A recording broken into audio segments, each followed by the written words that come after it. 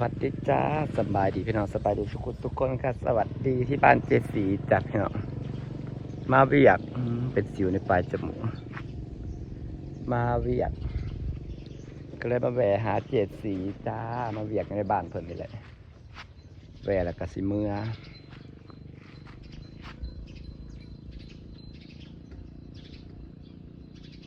มีเวียกนิดนึงนี่พี่น้องอยู่บ้านเจสี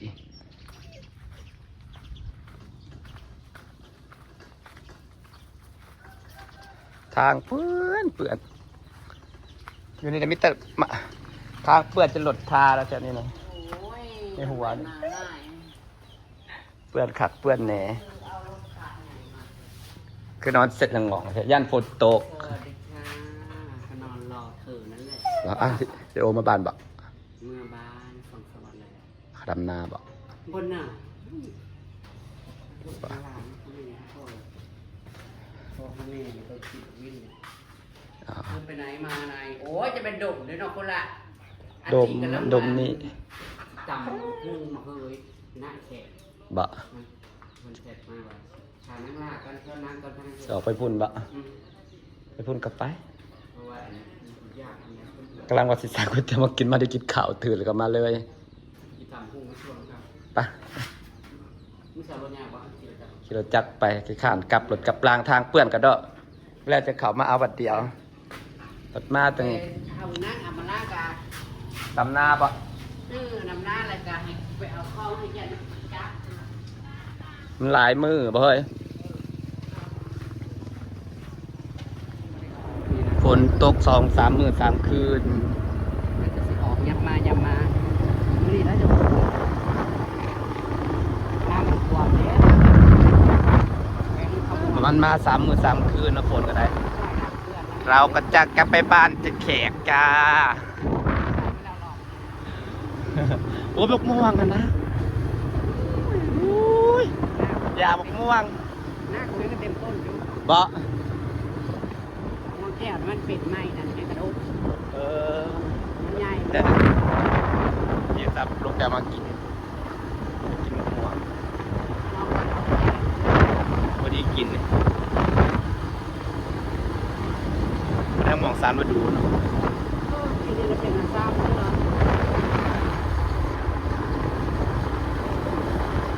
ทางกับปืนเพื่อนสลดจักมาบนฝนตกดินซ้ำ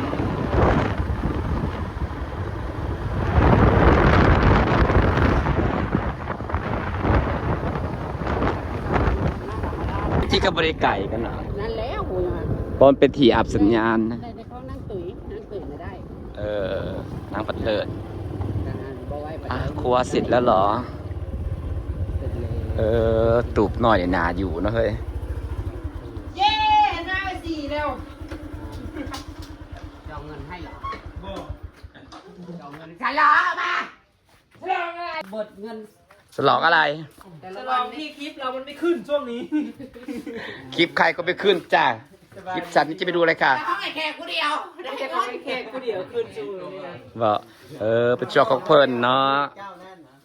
มันไม่ได้อยากใช้กระซ้ำให้มันเนี่ยจำเปิดคือคนดีน้ำร้อนหรอมาดินเบื่อแม่มาเวียกเลยมาแหวนเอ็ดบวกบ่น้องอีบ่ได้แต่ซ้ำนั้นแหละได้ซ้ำน้ำมูลวันที่ผ้าอะไรกันจะสู้ไปโอ้ยผมว่าได้ดอกใหญ่เบิ่งเจ้าดอกใหญ่ๆเด้อเฮ็ดที่สองมาจะค่อยก็ไปเอาให้หมดบรรทายลงแล้วเฮ็ดแต่ดอกใหญ่ๆดอก4 ดอกก็อิ่มแล้วกินผู้นึงนะเฮ้ยเพราะว่าเขาบ่ได้ลงถูกบ่ทันได้ลงจะสิไปช่วยแล้วกูสิไป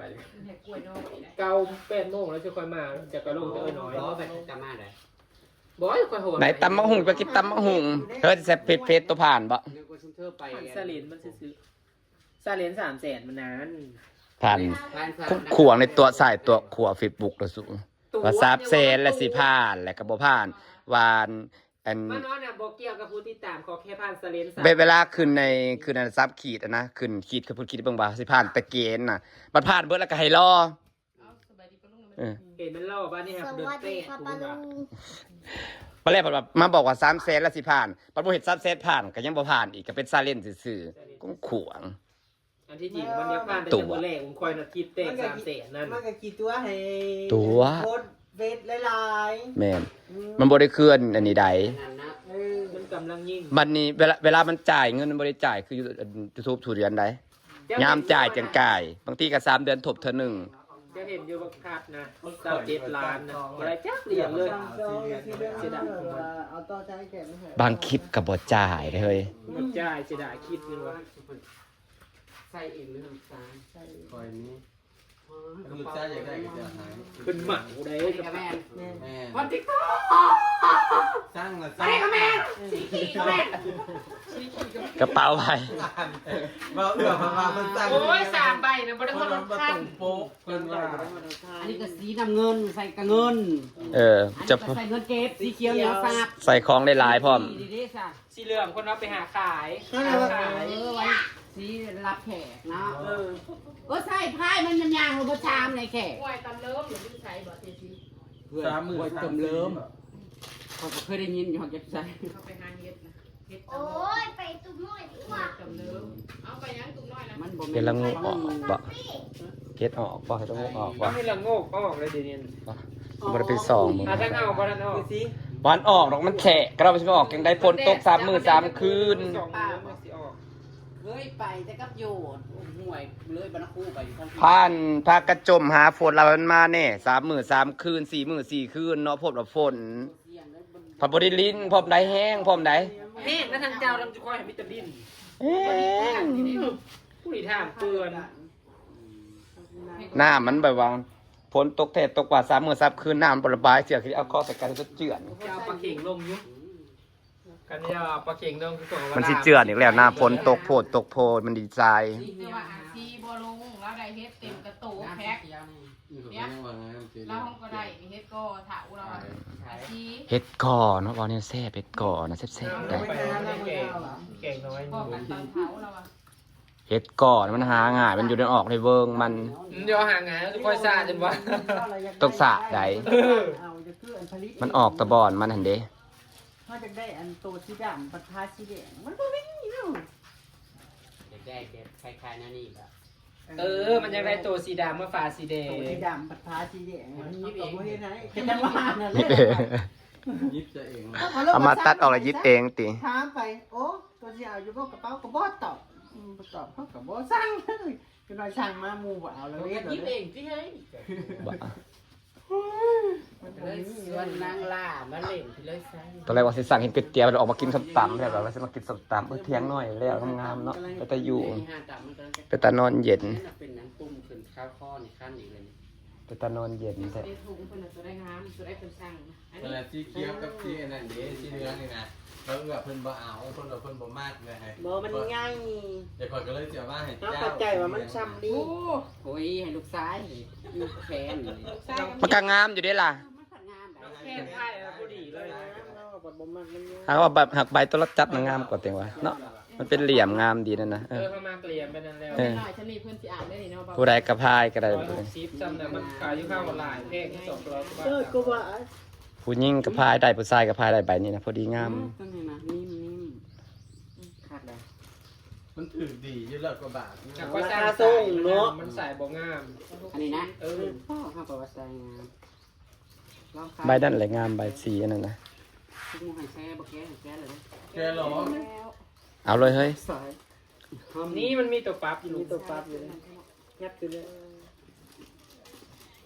บ่ เอาเลยก็แต่ขาดตกดอกชาสังขาดออกมันจังสะดวกครับไปใส่ บ้านประตูมันสะดวกเราไปใส่เอาใส่ขาดอกนะ ภาพลง แม่ เหลือภาพลง ไว้แล้วนี่ แย่ขอเอง แล้วก็ภาพหลงน่ะนะภาพหลงล็อกไว้